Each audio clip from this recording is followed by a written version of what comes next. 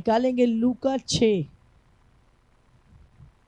और मैं जैसे कल बता रही थी मैं पार्टनर्स मीटिंग में जूम पे कि हम वचन को केवल सुनने वाले नहीं लेकिन चलने वाले बने। केवल सुनने वाले अपने आप को धोखा देते हैं, लेकिन जो सुनकर चलते हैं वो परमेश्वर की ओर से आशीष पाते हैं। हालेलुया। क्योंकि वो वैसा करते हैं जैसा वचन कहता है, इसलिए आशीष पाते हैं। तो वचन को केवल सुनने वाले नहीं, सुनने से कुछ नहीं होगा। चाहे आप पूरा दिन बाइबल सुनते रहो, है ना। बाइबल में लिखा है कि चलने से, सुनने से विश्वास आता है। हालेलुया। और विश्वास के द्वारा हम चलते हैं। लेकिन ध्यान रखें, अगर आप केवल सोच रहे हो कि केवल सुनने से मुझे आशीष मिल जाएगी, तो बाइबल में लिखा सुनने से नहीं, सुनने वाले केवल धोखा देते हैं अपने आप को। हालेलुया। तो हम पढ़ेंगे लूका निकालेंगे, हम अपनी बाइबल को खोलें। लूका 6 उसका 43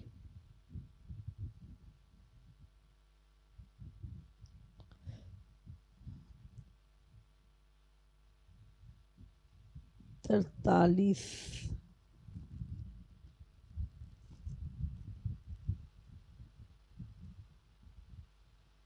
हालेलुया। इसमें लिखा है, कोई अच्छा पेड़ नहीं, कोई अच्छा पेड़ नहीं जो निकम्मा फल लाए, और ना तो कोई निकम्मा पेड़ है जो अच्छा फल लाए। हर एक पेड़ अपने फल से पहचाना जाता है, क्योंकि लोग झाड़ियों से अंजीर नहीं तोड़ते और ना झड़बेरी से अंगूर। भला मनुष्य अपने मन के भले भंडार से भली बातें निकालता है, और बुरा मनुष्य अपने मन के बुरे भंडार से बुरी बातें निकालता है, क्योंकि जो मन में भरा है वही उसके मुंह पर आता है। हालेलुया। तो हम यहाँ पे देखते हैं, यहाँ पे निकम्मा पेड़ है ना, और अच्छा पेड़ कौन है? पेड़ कौन है यहाँ पे? पेड़ हम हैं। एक विश्वासी, एक व्यक्ति के विषय में यहाँ पर बात हो रही है। पेड़ कौन है? पेड़ हम हैं। हालेलुया। तो क्या लिखा है? कोई अच्छा पेड़ जो निकम्मा फल लाए, और ना कोई निकम्मा पेड़ है जो अच्छा फल लाए, और पेड़ अपने फलों से पहचाना जाता है। हालेलुया। तो ध्यान रखें, यहाँ पे पेड़ की बात नहीं हो रही, यहाँ पर हमारी बात हो रही है। तो यहाँ पे क्या लिखा है? ना तो अच्छा पेड़ निकम्मा फल लाता है, और ना निकम्मा पेड़ अच्छा फल लेकर आ सकता। बुरा पेड़ अच्छा फल नहीं लेके आ सकता। तो यहाँ पर लिखा है, हर एक पेड़ अपने फल से पहचाना जाता है, क्योंकि लोग झाड़ियों से अंजीर नहीं, है ना। अब जब कई बार जाते हैं हम, रास्ते में हमें झाड़ियाँ मिलती हैं, तो वहाँ से आपको अंजीर नहीं मिलता। आप झाड़ियों से अंजीर नहीं तोड़ते, हाँ। और ना झड़बेरी से अंगूर। झाड़ देखे ना, मैं झाड़ जो बिना उगाए उग जाते, तो वहाँ से आपको अंगूर नहीं मिलते। समझे? अंगूर की दाखलता लगाई जाती है।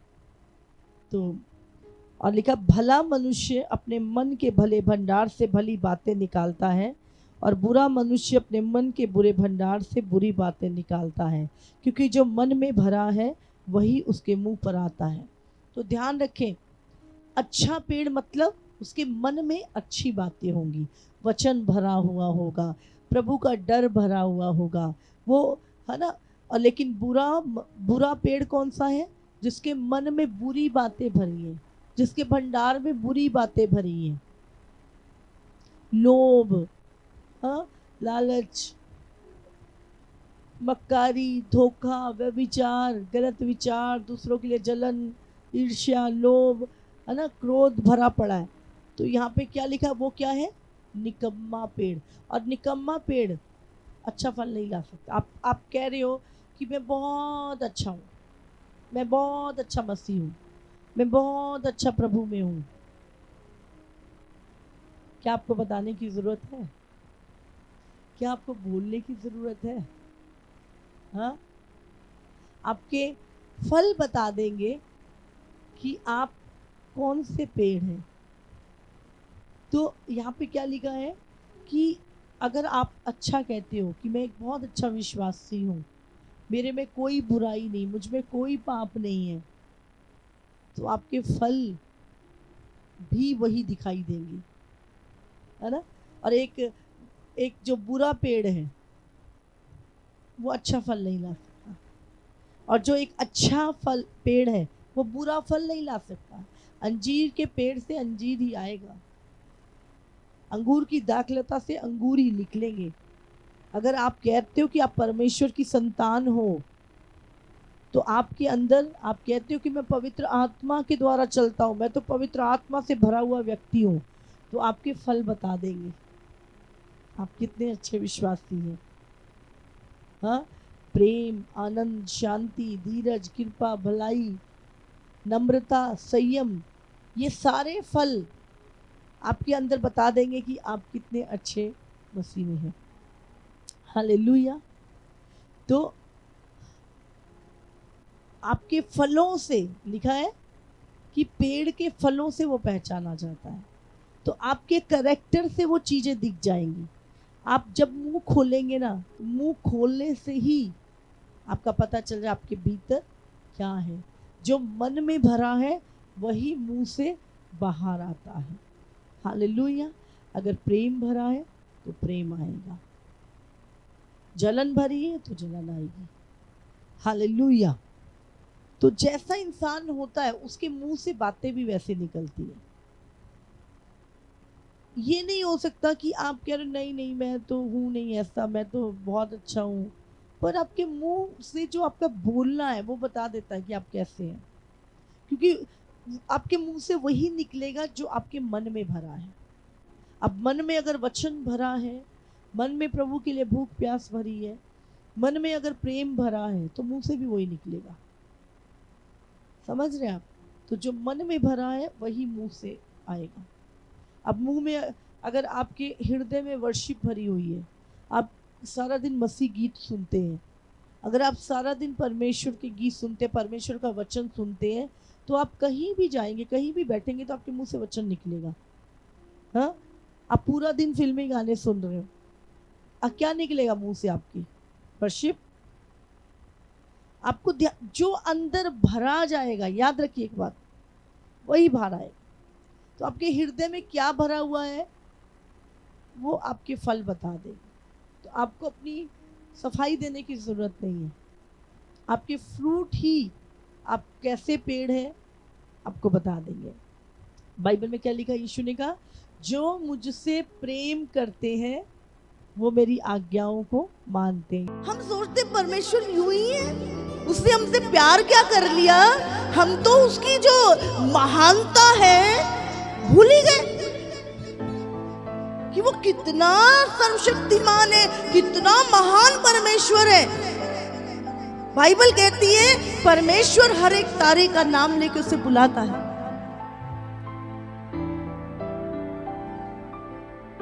कई बार जब कोई हमसे प्यार करता ना, हम उसको ना अपने जैसे ही समझते हैं।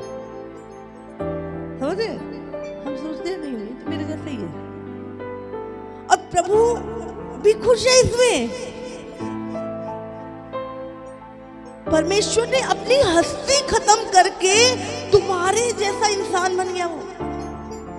और बाइबल में लिखा है, मैं अभी पढ़ रही थी यशाया की को पढ़ेंगे हम, यशाया 40, उसमें लिखा है 12 में, किसने महासागर को चुल्लू में नापा। समझ रहे हैं? दुनिया का 70 से 75% दुनिया में क्या है? पानी है, समुंदर है। समझ आ रही है हमको? हमारे शरीर में भी 70 से 75% पानी है। तो पूरी दुनिया में 70 से 75% सागर है। इतना पानी है दुनिया में। और बाइबल क्या कहती है? किसने पूरे समुंदर को अपने चुल्लू में नाप लिया। समझ रहे हैं? परमेश्वर इतना बड़ा है कि पूरी समुंदर को उसने हमारे चुल्लू में, इतना महान परमेश्वर। और इसमें लिखा है किसने महासागर को और किसने बीते से आकाश को नापा। अभी तक किसी को आसमान का छोर नहीं मिला। पता है आपको कितना लंबा चौड़ा आसमान है?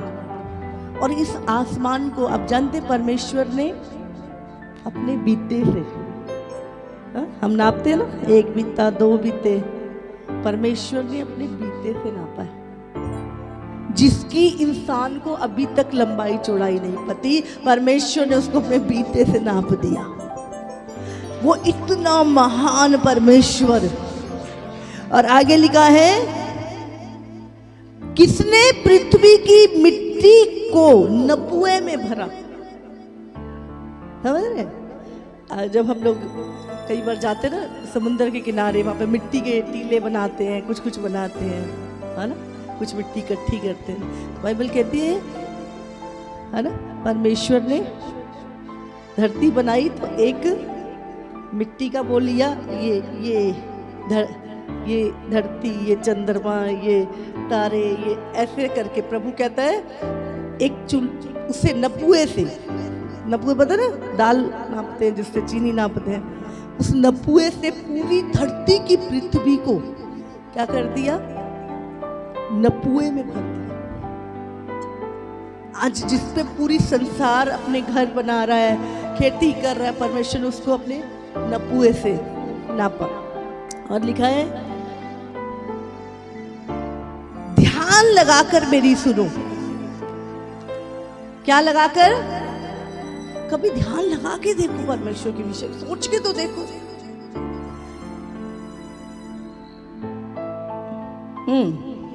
यहां पे लिखा है किसने पृथ्वी को की मिट्टी को नपुए में भरा और पहाड़ों को तराजू में और पहाड़ियों को कांटे पे तोल दिया। हालेलुया। पूरे संसार के पहाड़ को परमेश्वर ने तराजू में तोल दिया। हाँ? कितना उठा सकते हो? 5 किलो, 20 किलो, कितना उठा सकते हैं तराजू को? हाँ? एक व्यक्ति ज्यादा से ज्यादा 10 किलो ऐसे उठा दो। कितना ताकतवर वो परमेश्वर, कितना महान वो परमेश्वर है कि पूरी दुनिया के पहाड़, यहाँ से लेके उत्तराखंड, ये सब आपको पता है, सारे पहाड़ आपस में जुड़े हुए हैं। पूरी दुनिया के पहाड़ आपस में जुड़े हुए हैं। और बताया जाता है कि जो पहाड़ हैं ये पृथ्वी की नींव है। पता है आपको? पृथ्वी की जो नींव है, बाउंड्री है, ये पूरी पृथ्वी की बाउंड्री है पहाड़। ये नहीं कि यहाँ के पहाड़ अलग है वहां के। अगर आप देखोगे सारी दुनिया के पहाड़ आपस में कनेक्ट है और ये पृथ्वी की नींव है। प्रभु कहता उसको उसने सारी दुनिया के पहाड़, मतलब आप जब सोचना शुरू करोगे आपका दिमाग तो पक्का से फेल हो जाएगा। ये सारी चीजें बोले नहीं अपने तो बस अब तो पागल हो जाएंगे। उसको परमेश्वर ने तराजू से तोल दिया पूरी दुनिया में। आज एक छोटा सा पहाड़ हटाना होता ना तो वो डायनामाइट लगा के उसको बम से उड़ाते हैं सड़क बनाने के लिए, छोटे से पहाड़ को। समझ रहे हैं? और परमेश्वर ने तराजू से नाप दिया। इतना महान परमेश्वर है वो। हालेलुया। और वो कहता है, अगर यशाया 45 उसके 12 में लिखा है, मैं ही ने पृथ्वी को बनाया और उसके ऊपर मनुष्य को सृजा है, मनुष्य को सृजा है। मैंने अपने ही हाथों से आकाश को ताना, तंबू तानते ना, आकाश को प्रभु ने ताना है और उसके सारे गणों को आज्ञा दी है कि यहाँ पर ठहरे रहने। इतने अरबों खरबों तारे आपस में टकराते नहीं। यहाँ पे गाड़ियां चलती हैं, रोज टकरा जाती हैं, और बंदा काम चला रहा होता उसको तब भी टकरा जाती है। समझ आ रही है? वो इतने बड़े बड़े, इतने करोड़ों खरबों अरबों तारे आपस में टकराते नहीं, नीचे नहीं गिरते। एक गिर जाए ना तो पूरी धरती खत्म है। कौन कंट्रोल किया हुआ उसको? क्या लिखा है? मैं ही यहोवा जिसने पूरी पृथ्वी को बनाया और मनुष्य को उस पे सृजा है, और मैंने ही आकाश को ताना और उसके सारे गणों को आज्ञा दी, सारे तारों को यहीं पे खड़े रहो।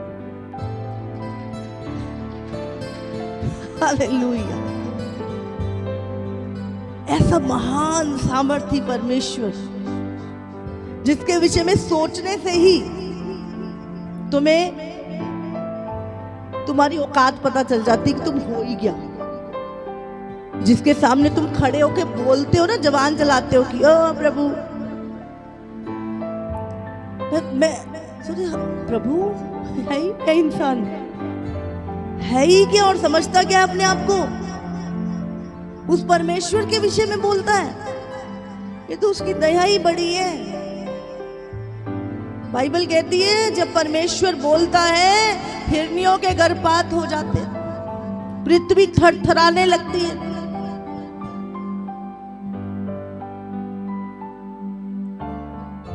इतना महान परमेश्वर।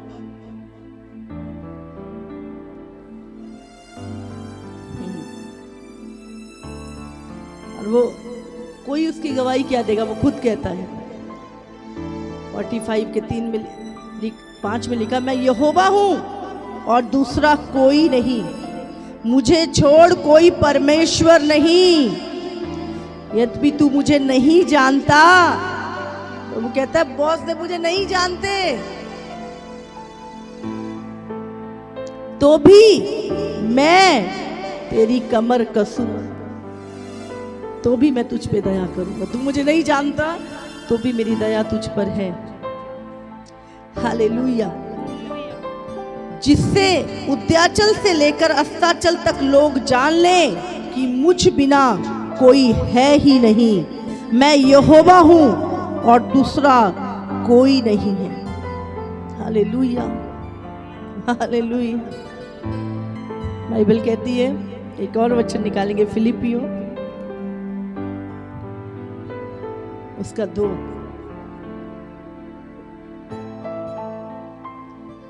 उसका 6 में लिखा है, जिसने परमेश्वर के स्वरूप में होकर भी परमेश्वर के तुल्य होने को अपने वश में रखने को की वस्तु ना समझा, वरन अपने आप को शून्य कर लिया, अपने आप को शून्य कर लिया और दास का स्वरूप धारण किया और मनुष्य की समानता में हो गया। कौन? यीशु। वो परमेश्वर होने के बावजूद भी पूरी दुनिया का मालिक होने, पूरी वो बता रहा है वो कौन है, और उसने अपने आप को क्या कर लिया? दास का रूप धारण कर लिया, मनुष्य बन गया हमसे मेल करने के लिए। लिखा उसने अपने आप को शून्य कर लिया। आज हमें तुझे पता नहीं मैं कौन हूं। हम कहते हैं अपने आप को बड़े घमंड से, तुझे पता नहीं मैं कौन हूं। देखो परमेश्वर का प्यार, परमेश्वर की महान, वो हमारे लिए शून्य बने और हम कुछ नहीं है, और फिर भी अपने आप को पता नहीं क्या समझते।